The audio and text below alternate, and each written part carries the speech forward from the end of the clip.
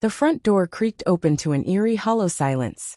No scent of roasted turkey or warm cinnamon candles to greet me. Just the cold breath of stillness pressing against my back, as the door closed behind me with a quiet finality. The house, once filled with carefully staged warmth, now felt stripped of its soul. Somewhere in the distance, I could hear the faint rhythmic breathing of children, soft, unaware. On the kitchen counter lay a scrap of paper, torn at the edges, tossed like an afterthought. The words scrawled across it were crude, careless. "You take care of these brats." The ink had smudged slightly, as if even the pen had hesitated at her cruelty. Before the weight of it could fully hit me, my phone buzzed in my pocket. A message from her. "You're just a housekeeper. So this suits you." My hands tightened around the counter's edge, the wood biting into my palms. No scream. No violent crash of dishes. Just the slow, deliberate rise of something heavier. Anger not like fire, but like tar, black and thick and spreading inside me. I moved through the house, into the dim living room. The glow of a muted television flickered across three small shapes curled awkwardly on the couch. Her sister's kids.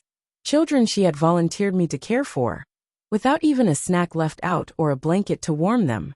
Strangers really, but somehow left in my charge, as if I were an employee rather than a partner. One of them, a boy maybe 7 at most, looked up at me. His eyes held something too old for his age, as if he'd seen more than a child ever should. He slipped off the couch, feet padded in socks, and approached me quietly. "Actually, Uncle," he whispered, casting a glance back at his siblings to make sure they weren't listening. "Mommy says Annie only married you because you were easy to fool, but she likes someone else better now." Time stilled. Just for a moment the world ceased to turn. And that boy, completely unaware of the knife he'd just driven into my chest, smiled shyly and wandered back to the others. I stood there hollow. Betrayal wasn't new to me, I'd tasted it before. But this was venom.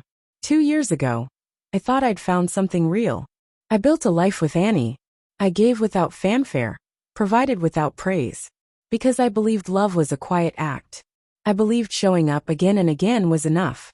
She smiled at me back then, whispered promises in the dark. Dreams spun like glass, fragile and shining.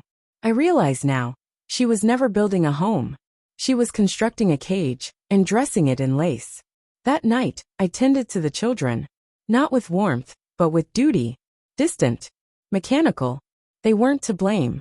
As they slept sprawled across my bed, I sat alone at the kitchen table, the low hum of the refrigerator the only sound. My phone lay in front of me, still lit with her smug messages. Confirmation, yes. But not enough. The next morning, I began my quiet work. No fury. No raised voices. That would be too kind. I slipped into her world like a shadow. Passwords unchanged, predictable. She never thought I had the sense or spite to look. Emails. Social accounts. Deleted messages. Hidden apps. The truth was everywhere, carelessly scattered. It didn't take long to assemble the picture.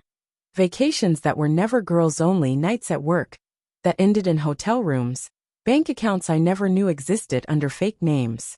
She wasn't hiding an affair. She was living a double life. But she had underestimated the housekeeper. I hired someone discreet, hungry, no questions asked. A private investigator who knew how to dig. What he found made my portfolio thicker than any divorce court would ever need. Financial fraud. Infidelity. Secret cash gigs. Tax evasion. Names. Dates. Witnesses. It all lined up perfectly, like dominoes waiting for a single touch. Then I waited. Thanksgiving was her favorite performance. The one day she bathed herself in glory. She'd rent a hall, bring in caterers, surround herself with friends, family, co-workers. All of them fooled by her charm, her curated mask. She lived for admiration. She needed it like air. When the day came, I dressed plainly. Gray shirt. Faded jeans. The same outfit she used to mock. I became invisible in that crowd of applause and wine glasses. I slipped in through the noise unnoticed. She stood at the center of it all, radiant, performing perfection. I watched her touch his arm, her lover's, with that familiar tenderness that used to be mine. A second too long, a gesture too intimate. And when the noise reached its peak, when the room was full of laughter and full glasses, I moved. I left a small flash drive on her laptop, already connected to the projector. One click. The slideshow began.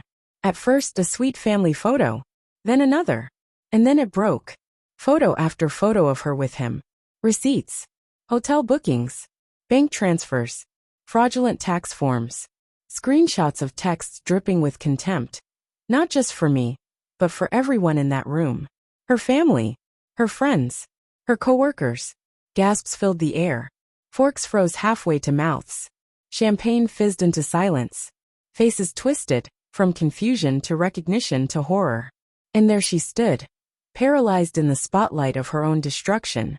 Her champagne glass slipped from her hand, shattered on the marble floor. I stepped forward, quiet as a confession. "Housekeepers," I said, my voice calm and measured. "Notice everything." She didn't speak. Couldn't. Security moved before she could offer a defense. Her lover vanished into the crowd, pretending not to know her. Her parents turned their backs. Her boss, standing near the back, stepped outside, already on the phone with HR. I didn't stay for the wreckage. I walked out as the autumn sun bled across the horizon, golden light melting behind bare trees. The air was sharp, clean. I drove away with nothing but a quiet stillness inside me. No regret. No sadness. Just the grim satisfaction of truth laid bare. She had built her world on illusions. I simply turned on the light.